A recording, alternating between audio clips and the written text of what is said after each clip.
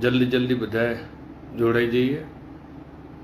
મૂળ આજે એક મહત્વનો વિષય લઈને આપ સૌની સમક્ષ લાઈવ થવાનું થયું છે, તો એકવાર અવાજ આવે છે આ કે ના જરાક કહેજો।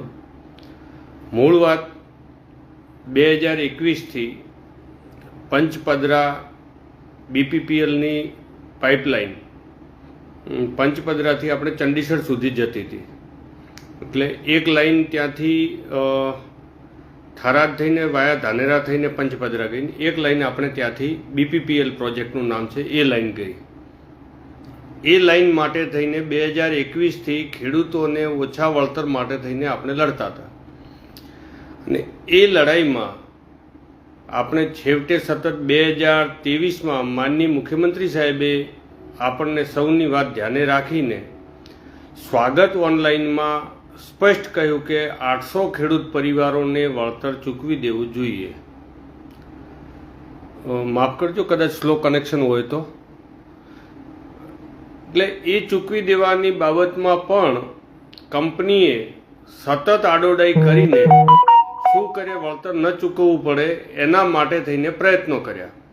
એ પ્રયત્નોમાં પણ છેલ્લે આપણે ફરીને માનનીય મુખ્યમંત્રી સાહેબ સમક્ષ ગયા, હાઈકોર્ટનું એક જજમેન્ટ પણ આપ્યું કે ઓએનજીસીનો જે પાઇપલાઇન હતી એમાંથી આવ્યું ને એનું ડાયરેક્શન આવ્યું કે ભાઈ અઠવાડિયામાં ખેડૂતોને ચૂકવવું પડે। એટલે આપણી માગણી 2013ના જમીન સંપાદનના કાયદા મુજબ માગણી હતી।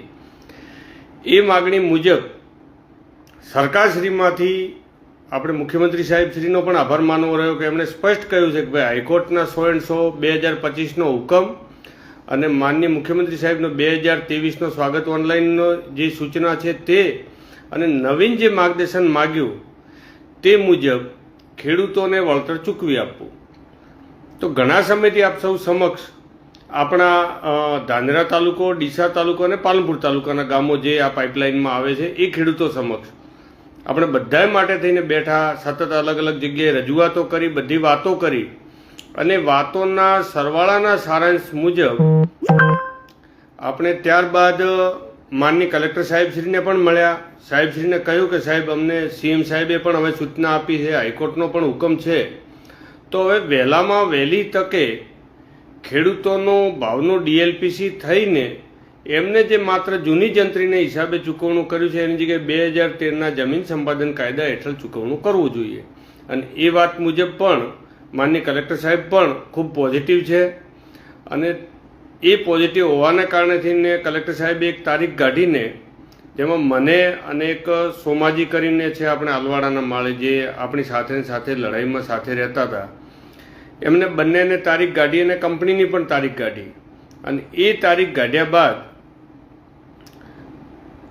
ત્યાં પણ એમણે કીધું કે સ્પષ્ટ હવે તો સીએમ સાહેબે અને હાઈકોર્ટના સૂચના છે એ પ્રમાણે આ ખેડૂતોને કરોડોનું વળતર ચૂકવવામાં આવશે, એ વાત નક્કી છે, અને એ ખેડૂતોને વળતર ચૂકવી દેવું જોઈએ અને કંપનીને કહી દો કે આ પૈસાની તમે તૈયારી રાખો। હવે વાત ત્યાં આવી કે કંપની ગોળ ફેરવતા હમણાં છેલ્લે ગયા વીકમાં પણ આપણે ત્યાં જઈને માનનીય પ્રાંત સાહેબશ્રીને અને અધિક નિવાસી કલેક્ટર સાહેબશ્રીને પણ મળવાનું થયું, તો એમણે પણ કહ્યું કે કંપનીને આ સૂચના અપાઈ ગઈ છે। હવે આપણી માગણી એવી છે કે તાત્કાલિક ક્ષેત્રે આ એવોર્ડ તૈયાર થઈ જાય, 12% પ્રમાણેના વ્યાજની રાહત સાથેનો આ તૈયાર થઈ જાય, ને એ પ્રમાણેની માગણી મુજબ ખૂબ પોઝિટિવ વે ઉપર છીએ। જો કંપનીને ગતકડા કાઢવા છે તો વાત જુદી છે, પરંતુ આપણી એક પ્રકારની 2021થી માંડીને પોઝિટિવ વે ઉપર સરકારના સંકલનમાં રહીને સતત આપણા વિસ્તારના ખેડૂતોને કરોડો રૂપિયાનો ફાયદો થવાનો છે, આ વાત નક્કી છે। અને તમને સૌને હું અભિનંદન પણ આપીશ ખેડૂત મિત્રોને કે આપ સૌએ સંયમ જાળવ્યો, આપણે બધાએ સહી ઝુંબેશ ચલાવ્યો, સહીઓ કરી, આપણે એક આગળો આપણે જોડે રાખ્યા બાદ પણ જે પણ કોર્ટમાં લડવું પડે જે બાકીની બાબતોમાં આપણે બધાએ ભેગા મળીને સંમતિઓ લીધી, સંમતિ આપીને આપ સૌની તૈયારી, પરંતુ આપણે પણ વહીવટીતંત્ર સાથે રહીને વહીવટીતંત્ર જે દિશા આપે, જે પ્રમાણે આપણને લડવાની સૂચના મળતી રહે, જે પ્રમાણે આગળ જતું રહે, એ પ્રમાણે આપણે આગળ વધતા આપણને પૂરો વિશ્વાસ હતો કે આપણે સાચા છીએ અને સરકારશ્રીમાં આપણી વાત સાચી રીતે મૂકશું તો 1000% આપણને આ પ્રયત્નમાં ફળદાયી નીવડશે। અને એ વાતનો આપણે સૌએ ગર્વ લેવા જેવી બાબત છે કે માનનીય સીએમ સાહેબે બીજી વખત આખી ફાઇલો મંગાવી, ફાઇલમાં પણ નવેસરથી ત્યાં છેક હાઈ લેવલ સુધી ફાઇલ ગઈને એમાંથી ત્યાંથી પાછો પત્ર લખીને સૂચના આપી અને એ સૂચનાને આધારે આપણે અહીંયા મળ્યા અને હવે એ પ્રોસેસમાં ચાલુ છે. અને એ પ્રોસેસ પ્રમાણે આપણી હવે અપેક્ષા એટલી રહે કે ડીએલપીસી કરતાં ડીએલવીસી પ્રમાણે અહીંના જમીનોના ભાવો નક્કી થાય અને એ ભાવો નક્કી કર્યા બાદ આપણું ચૂકવણું બને તો આપણા ખેડૂતોને ન્યાય મળી રહે. અને મૂળ વાત, આપણો ખેડૂત સાચો છે એટલે સાચા ખેડૂત માટે થઈને લડવું, પ્રયત્નો કરવા એ આપણી સૌની જવાબદારી થાય. અને એ પાઇપલાઇનમાં મેં ટૂંકમાં આપણો જીવ એટલે બળતો હતો કે અહીંયા ડીસાની બાજુમાં અડીને આવેલું ગામ રાણપુરનું પેટાપરું છે નવલપુરા. તો સાહેબ ત્યાં નવલપુરામાં 2 વીઘા જગ્યા હોય કોઈ ખેડૂતને ઊભો પટ્ટો અને એની નીચેથી પાઇપલાઇન નીકળી તો એ પાઇપલાઇનમાં એની આખી જમીન ઝીરો થઈ ગઈ, જે 2-3 કરોડ રૂપિયા વીઘાના ભાવની હોય તે જગ્યા. તો એવા ખેડૂતોનો આપણે જોઈએ તો ઓછું આવે એ લોકોને કે ભાઈ હું ખેતી કરી શકું પણ છોકરાને ઘર કરવા હોય તો જગ્યા બચતી નથી, કારણ કે ત્યાં ઉપર ઘર ન બનાવી શકે, ઢોરો માટે શેડ ન બનાવી શકે.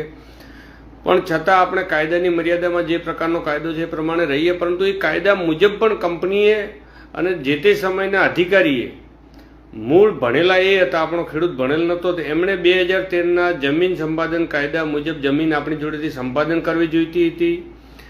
નહેર અને નદીઓમાં જે પ્રમાણે ચૂકવણું કર્યું હતું કે નહેરની જગ્યા સરકારની છે, તો નહેરની નીચે થઈને જે પાઇપલાઇન નીકળી અને નહેરને જે વળતર ચૂક્યું એ પ્રમાણનું આપણને આપવું જોઈતું હતું, તો એ પ્રમાણે પણ ના આપ્યું. નદીમાંથી જે પાઇપલાઇન નીકળી અંદરથી અને નદીનું જે સરકારશ્રીને વળતર આપ્યું એ પ્રમાણે પણ ના આપ્યું. અને સરકારશ્રીના નામને ખોટી રીતે વેટીને આ કંપનીઓવાળાએ ખેડૂતોને શું જાણે એમને કંપનીમાં કોઈ એવોર્ડ લેવાનો હતો કે શું હતું ને આવડા કરોડોનો પ્રોજેક્ટ પંચભદ્રાનો, લગભગ મારા મતે 70,000 કરોડનો પ્રોજેક્ટ છે, તો એમાં ખેડૂતોના 15, 20, 25 કરોડ રૂપિયા ચૂકવવાના થાય તો કોઈ મોટી વાત થતી નથી. પરંતુ છતાંય આ લોકોએ ઊંધે રવાડે ચડાવીને સતત ખેડૂતોને એમાં પણ મોટી વાત એવી કરી કે 2013ના જમીન સંપાદનના કાયદા પ્રમાણે નીચલી કોર્ટમાં દાવો કરવાનો થતો નથી, માત્ર ભાવોનો તફાવત હોય તો દાવો કરવાનો થાય છે.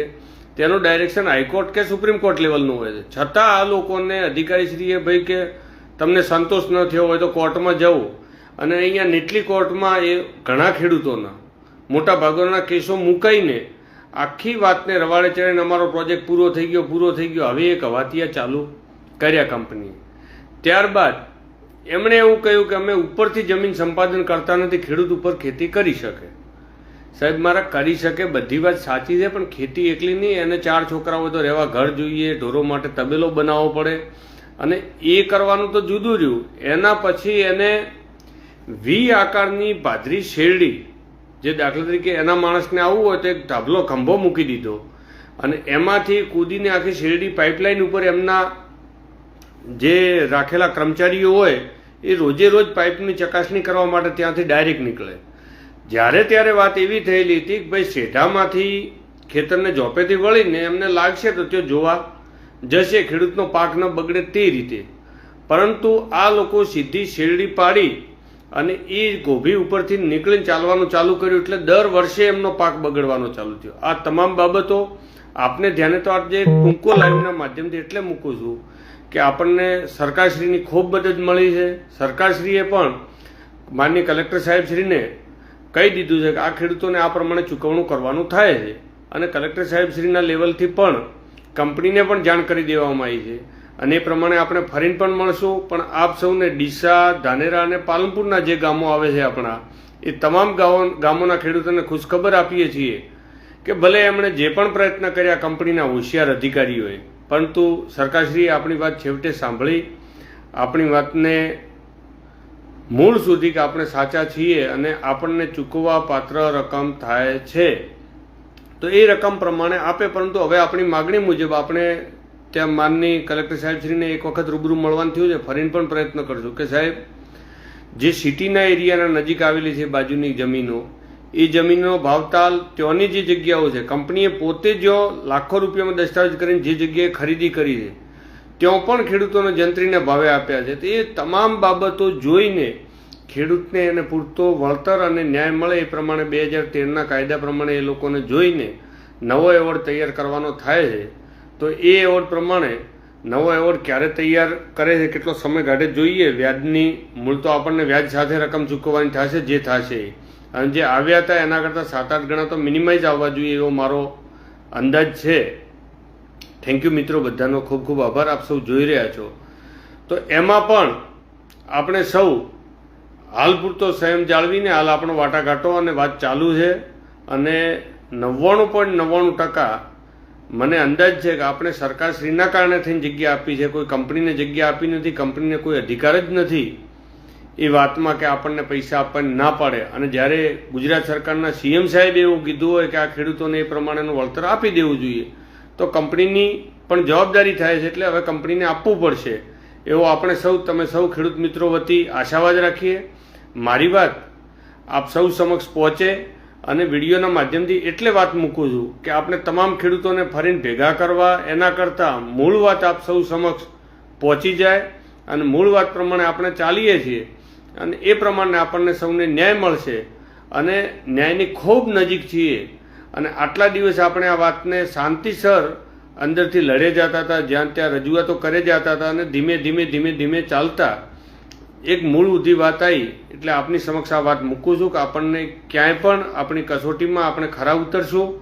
અને માનનીય સીએમ સાહેબે આપણી વાત ગ્રાહ્ય રાખી છે.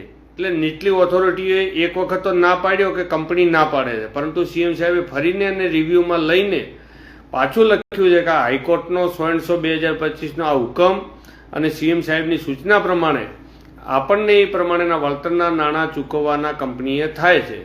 હવે સરકારશ્રીના અધિકારીશ્રીઓ આપણને મૂળ જમીનના ભાવો અને એની સાથે કમ્પેરિઝન કરીને આપણને કેટલી વહેલી તકે નાણાં ચૂકવાય છે એ પ્રમાણે આપણી ઈચ્છા એવી છે કે આપણને નાણાં વહેલી તકે ચૂકવાઈ જશે.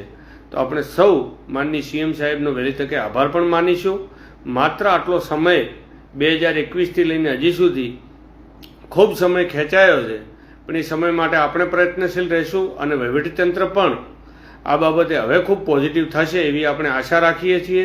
એટલે આપ સૌને ખૂબ સારા ખુશીના સમાચાર એટલે કહું કે આપણા આ વિસ્તારના ખેડૂતોને આ એક નિર્ણય ઝડપ કરે, જેટલી ઝડપ કરે એટલા વહેલા કરોડો રૂપિયાનો ફાયદો થશે.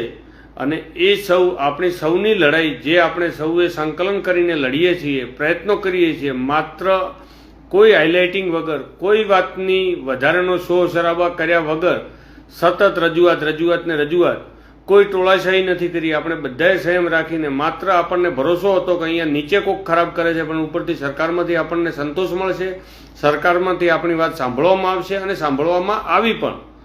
હવે માત્ર નીચેની કક્ષાએ એવોર્ડ બનાવવાનું જે કામ સોંપવામાં આવ્યું છે એ કેટલા સમયમાં થાય છે, આપણે સતત એની પાછળ છીએ. અને જેવા એવોર્ડ બની જશે ફરીને અને એની વચ્ચે જરૂર પડશે તો આપ સૌનો સંપર્ક સાધીશ. ખૂબ ખૂબ ધન્યવાદ, ખૂબ ખૂબ આભાર મિત્રો. Thank you. ફરી મળશું.